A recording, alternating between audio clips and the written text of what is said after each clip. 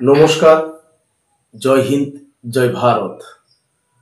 প্রিয় দর্শক, এসআইআর পশ্চিমবঙ্গে ঘোষণা হওয়ার পরে কালকের একটি ঘটনা খুবই অভূতপূর্ব লাগলো। বিএলওদের নিরাপত্তা এবং কাজের সময়ের দাবি, এই দুটি দাবি খুব প্রাসঙ্গিকভাবে তারা পেশ করেছেন। এক, নিরাপত্তা; দুই হচ্ছে কাজের সময়, কোন টাইমে তারা কাজ করবেন। তারা সারাদিন স্কুল করছেন, তারপরে তাদেরকে বাড়ি বাড়ি গিয়ে সমীক্ষার কাজ করতে হবে। সেই সঙ্গে নিরাপত্তা, এটাই সবচেয়ে বড়।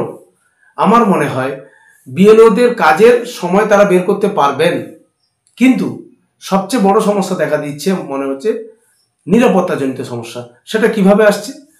শাসকের হুমকি, বিরোধীদের ধমকি এবং নির্বাচন কমিশনের চাপ।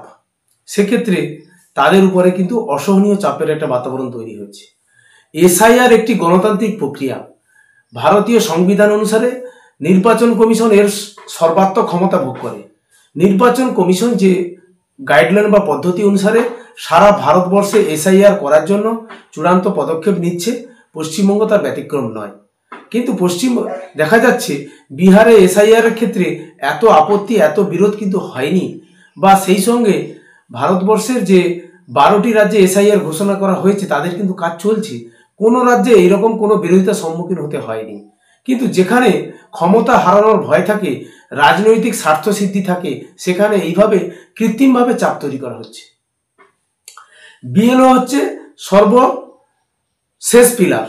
এই পিলার থেকেই কিন্তু এসআইআর এর সফলতা নির্ভর করবে। এসআইআর কতটা সফল হবে তার উপর নির্ভর করবে বিএলওদের কাজের গতি প্রকৃতির উপর। বিএলওদের কাছে যে সরকারি গাইডলাইন নির্বাচন কমিশন দিয়েছে, সেই ডকুমেন্টসগুলো খতিয়ে দেখে একজন ভোটারের ভোটার তালিকায় স্থান পাবেন কিনা সেটা নির্ধারণ করবেন একজন বিএলও। তার রিপোর্টের ভিত্তিতে কিন্তু নাগরিকত্ব নির্ভর করবে। ঠিক এই জায়গাটাই কিন্তু শাসক বা বিরোধী উভয় পক্ষ থেকে চাপ তৈরি করা হচ্ছে বিএলওদের উপরে। কিন্তু কোনো দলই প্রকৃতপক্ষে এটা ঘোষণা করেনি, কোনো রাজনৈতিক দল, যে আমরা সাধারণ মানুষ যারা বিভিন্ন তথ্য প্রমাণ চাওয়া হয়েছে নির্বাচন কমিশনের পক্ষ থেকে, সেগুলো তৈরি করে দেওয়ার জন্য আমরা যথোপযুক্ত ব্যবস্থা নিচ্ছি বা আমরা সেভাবে চেষ্টা করব, কিন্তু কোনোভাবে বিএলওদের উপরে চাপ তৈরি করব না। কিন্তু এইখানে বিহারের এসআইআর ক্ষেত্রে আমরা দেখেছিলাম সুপ্রিম কোর্টে অনেকগুলো মামলা মোকদ্দমা আপিল করার পরেও কিন্তু সুপ্রিম কোর্ট কোনোভাবে এদের উপরে সাড়া দেয়নি, স্থগিতাদেশ দেওয়ার প্রয়োজন মনে করেনি। এবং সর্বশেষ সুপ্রিম কোর্টের যে নির্দেশ ছিল যে আমরা মনে করি নির্বাচন কমিশন স্বচ্ছ এবং নিরপেক্ষভাবে তার নির্বাচনী যে সংবিধানের যে দায়িত্ব দেওয়া হয়েছে সেটা পালন করবে, এই ধরনের ভার্ডিক্ট কিন্তু সামনে এসেছে।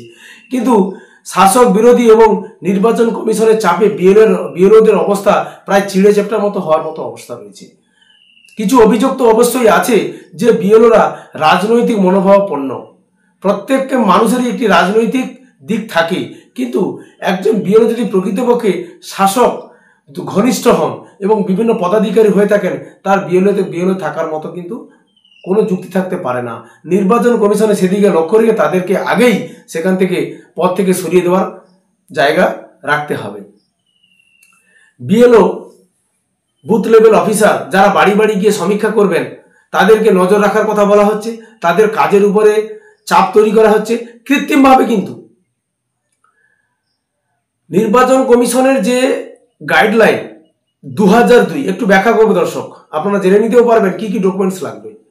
যদি কোনো ব্যক্তির 2002 তালিকায় নাম থাকে এবং 2025 নাম থাকে, তবে তাকে অতিরিক্ত কোনো কাগজ দেখাতে হবে না। শুধু আইডেন্টি কার্ডের এপিক নাম্বার, আধার কার্ডের নাম্বার, মোবাইল নাম্বার এবং বাবার যদি এপিক নাম্বার থাকে এপিক নাম্বার দেবেন, মার যদি এপিক নাম্বার থাকে এপিক নাম্বার দেবেন, আপনার ফর্ম ফিল আপ হয়ে যাবে। এবং 2002 আপনার বিধানসভা ক্ষেত্র, আপনার এপিক নাম্বার কি ছিল, আপনার বাবা মা নাম উল্লেখ করতে হবে, সম্পর্ক, আপনি বিবাহিত কিনা তার উল্লেখটা করতে হবে। এটাই হচ্ছে 2002 যাদের নাম রয়েছে এবং 2025 যাদের নাম রয়েছে, উভয় জায়গায় যাদের নাম রয়েছে, 25 এবং 2 যাদের নাম রয়েছে, তাদের কোনো কাগজ এক্সট্রা কাগজ দিতে হবে না। সেই সঙ্গে যারা 2025 সালে নাম রয়েছে এবং 2002 যাদের বংশ পরম্পরায় বাবা ঠাকুমা দাদু বা কাকা কাকিমা যাদেরই নাম আছে তাদের কোনো ডকুমেন্টসের প্রত্যয়িত নকলের থেকে এপিক নাম্বারের নাম্বার এবং আধার নাম্বার এগুলো দিলেই কিন্তু তাদের কাজটি হয়ে যাবে। তাদের অতিরিক্ত কোনো কাগজ দেখাতে হবে না। তবে সমস্যা কোথায়? সমস্যা হচ্ছে যে সমস্যা রাজনৈতিক দলগুলি কিন্তু বারবার বিরোধী হুমকি দিচ্ছে এই জায়গা থেকে 2025-এ নাম রয়েছে অথচ 2002-এ যাদের কোনো বাবা মা মানে বংশ পরম্পরায় কারোরই কোনো হদিস নেই, সেক্ষেত্রে কিন্তু কমিশন নির্ধারিত যে 11টি ডকুমেন্টস রয়েছে সেই ডকুমেন্টসগুলো কিন্তু যে কোনো একটি সাবমিট করতে হবে। সেটা জন্ম শংসাপত্র হতে পারে, কোনো স্বীকৃত পেনশনভোগী হলে পেনশনভোগী তার কাগজ দিতে হতে পারে, পাসপোর্ট দেওয়া লাগতে পারে, কাস্ট সার্টিফিকেট লাগতে পারে, এনআরসি সংক্রান্ত নথি দিতে হতে পারে, বনাঞ্চলের সার্টিফিকেট হতে পারে, পাসপোর্ট বা ভিসা হতে পারে। এই যে ডকুমেন্টসগুলো বললাম এর 11টির মধ্যে যে কোনো একটি দিলে কিন্তু তার ভোটার তালিকা থেকে নাম বাদ যাওয়ার কোনো সম্ভাবনা নেই। আদার্স অন্য কোনো ডকুমেন্টসের প্রয়োজন নেই। আর কোনো ডকুমেন্টসও এই ইমানুয়েল ফর্ম যেটা এই ফর্মের সঙ্গে কোনোভাবে যুক্ত করতে হবে না। শুধুমাত্র প্রত্যয়িত নকলের কিছু এপিক নাম্বার, আধার নাম্বার, রিলেশন কি, বাবা থাকলে বাবার যে এপিক নাম্বার তার নাম্বার দিতে হবে এখানে।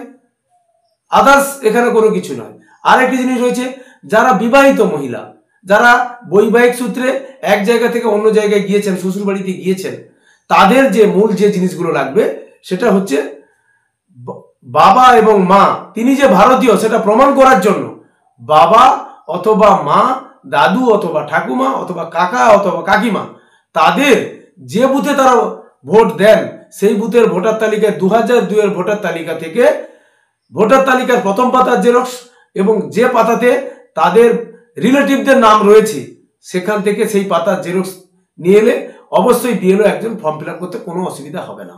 এটা গেল বিবাহিত মহিলাদের ক্ষেত্রে। চিন্তার কোনো কারণ নেই। শুধু রাজনৈতিক উদ্দেশ্য প্রণোদিত ভাবে এসআইআর এ সুপ্রিম কোর্টে কোনো রকম সুবিধা করতে না পেরে টার্গেট করা হয়েছে বিএলওদেরকে বলবো, দেশ স্বাধীন, দেশের আপনারা শিক্ষার মেরুদণ্ড, সমাজের মেরুদণ্ড, আপনাদেরকে স্বচ্ছ, সততা এবং নিষ্ঠা এবং নিরপেক্ষতার সঙ্গে আপনাদের কাজ করতে হবে। আপনারা নির্বাচন কমিশনের যে গাইডলাইন সেটা অনুসারে কাজ করবেন। আপনারা যে দাবি জানিয়েছেন যে নিরাপত্তার দাবি, সেটা কিন্তু যথোপযুক্ত এবং সঠিক। অবশ্যই নির্বাচন কমিশন বা এই রাজ্য সরকারকে অবশ্যই বিরোধী নিরাপত্তার ব্যবস্থা করতে হবে। রাজনৈতিক নেতা নেত্রী ময়দানে দাঁড়িয়ে কি ধরনের বক্তৃতা দিলেন তার অনুসারে নিজেদেরকে চাপ মুক্ত রাখুন, চাপে পড়বেন না।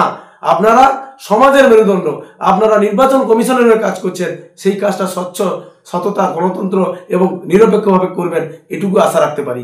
এবং নির্বাচন কমিশনকে দায়িত্বের সঙ্গে বিএলওদের নিরাপত্তার ব্যবস্থা করতে হবে। দরকার হলে সেন্ট্রাল ফোর্স দিয়েও তাদেরকে কাজে নামাতে হবে, করাতে হবে। কারণ এসআইআর একটি গণতান্ত্রিক প্রক্রিয়ার মধ্যে পড়ে, নির্বাচনী প্রক্রিয়ার মাধ্যমে পড়ে। এই প্রক্রিয়া কেউ আটকাতে পারবে না। এই প্রক্রিয়ার মাধ্যমে দেশে অবৈধ ভোটারের নাম বাদ গিয়ে দেশে প্রকৃত ভোটার যারা তাদের স্থান পাবে। তাই আপনারা যারা ভাবছেন ডকুমেন্টসগুলো কোথায় পাবো, কি করব, সেগুলো আপনারা অবশ্যই জানতে পেরেছেন কিভাবে সংগ্রহ করতে হবে। আপনারা সংগ্রহ করে রাখুন, আপনাদের কোনো ধরনের সমস্যা হবে না। এই এসআইআর এর সঙ্গে থাকুন। শুধুমাত্র রাজনৈতিক নেতৃবৃন্দের কথা বিরোধিতা করবেন না, অন্ধ বিরোধিতা করবেন না। এতে কিন্তু দেশের ক্ষতি, আপনার আগামী প্রজন্মের জন্য ক্ষতি। এটা মাথায় রেখে এসআইআর এর সঙ্গে থাকুন, নির্বাচন প্রক্রিয়ার সঙ্গে সহমত থেকে সমর্থন করুন। এইটুকু আশা রেখে আজকের প্রতিবেদন এখানে শেষ করছি। জয় হিন্দ, বন্দে মাতরম।